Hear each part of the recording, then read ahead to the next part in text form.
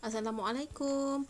Hai murid-murid semua, berjumpa lagi kita bagi PDPR Bahasa Melayu tahun 1. Hari ini kita akan belajar tata bahasa kata adjektif. Jangan lupa baca doa belajar terlebih dahulu.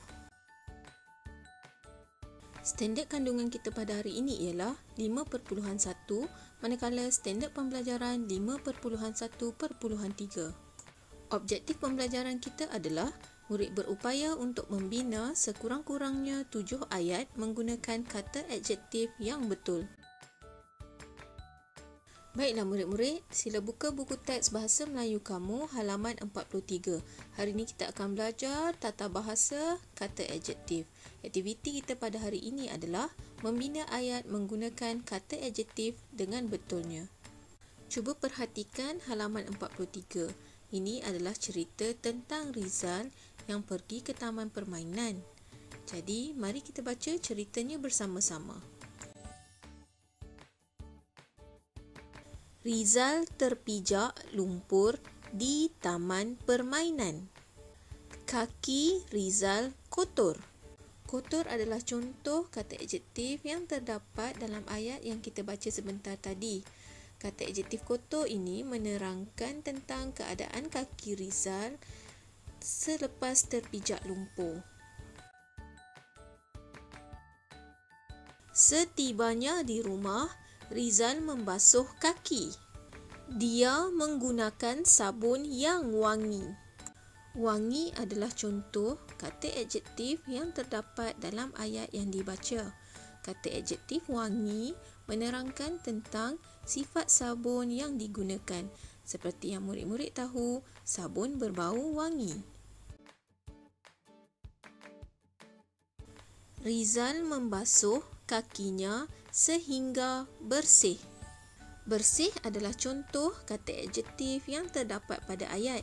Kata adjektif bersih menerangkan keadaan kaki Rizal yang bersih setelah dibasuh dengan menggunakan air dan sabun.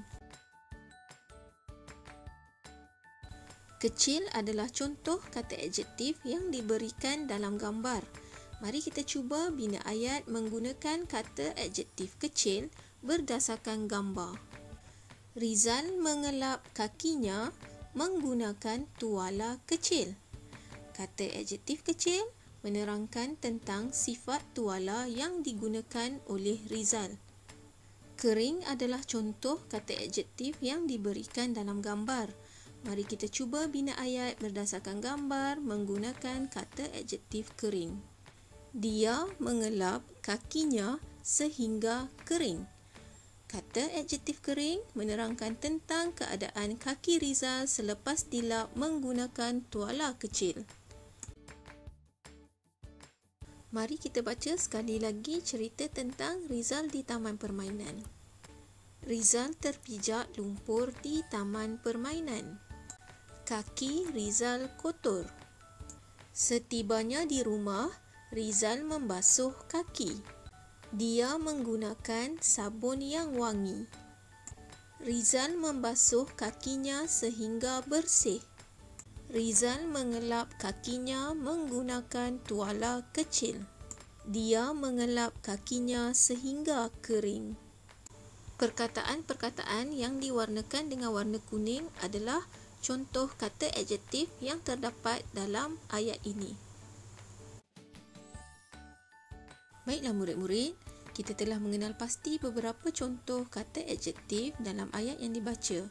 Apa itu kata adjektif? Kata adjektif ialah perkataan yang menerangkan keadaan atau sifat bagi kata nama. Mari kita baca contoh-contoh kata adjektif. Pertama, kotor. Kedua, wangi. Ketiga, bersih. Keempat, kecil. Kelima, panjang. Keenam, kering. Ketujuh, lembap. Ke-8, pendek. Ke-9, putih. Dan ke-10, kasar. Ini adalah contoh-contoh kata adjektif.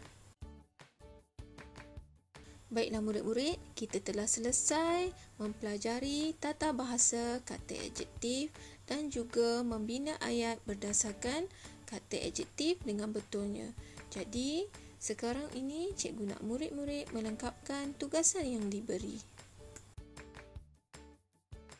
Bagi tugasan yang pertama, cikgu nak murid-murid menyalin 10 kata adjektif yang telah kita pelajari tadi ke dalam buku tulis bahasa Melayu seperti contoh yang dipaparkan. Bagi tugasan yang kedua, cikgu nak murid-murid melengkapkan buku aktiviti bahasa Melayu halaman 46.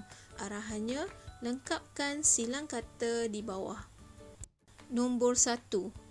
Kasut yang masih lembap itu dijemur oleh kakak. Lihat pada teka silang kata di atas, lihat gambar kasut. Nombor 1 melintang. Kamu masukkan jawapan lembap ke dalam kotak yang disediakan.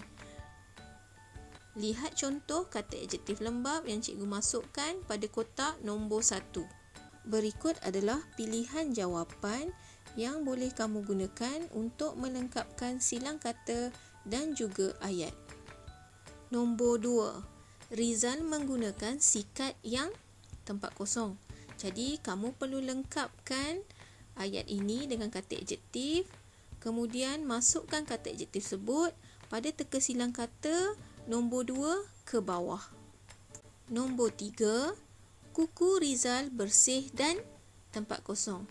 Pilih kata adjektif yang sesuai dan tulis pada ruangan yang disediakan. Kemudian masukkan pada teka silang kata nombor 3 ke bawah. Nombor 4. Air yang tumpah itu dilap oleh kakak sehingga tempat kosong. Pilih kata adjektif yang sesuai, tulis pada ruangan yang disediakan. Kemudian isikan pada teka silang kata nombor 4 melintang. Nombor 5. Gigi Alia tempat kosong kerana dia rajin menggosoknya. Pilih kata adjektif yang sesuai, tulis pada ruangan yang disediakan, kemudian isikan pada teka silang kata nombor 5 melintang. Bagi tugasan yang ketiga, cikgu nak murid-murid melengkapkan buku aktiviti bahasa Melayu halaman 47. Arahannya, lengkapkan ayat dengan perkataan yang sesuai. Nombor 1, kasut sekolah Rizal telah tempat kosong. Perhatikan gambar, kemudian pilih jawapan yang sesuai dan isi pada ruangan yang disediakan.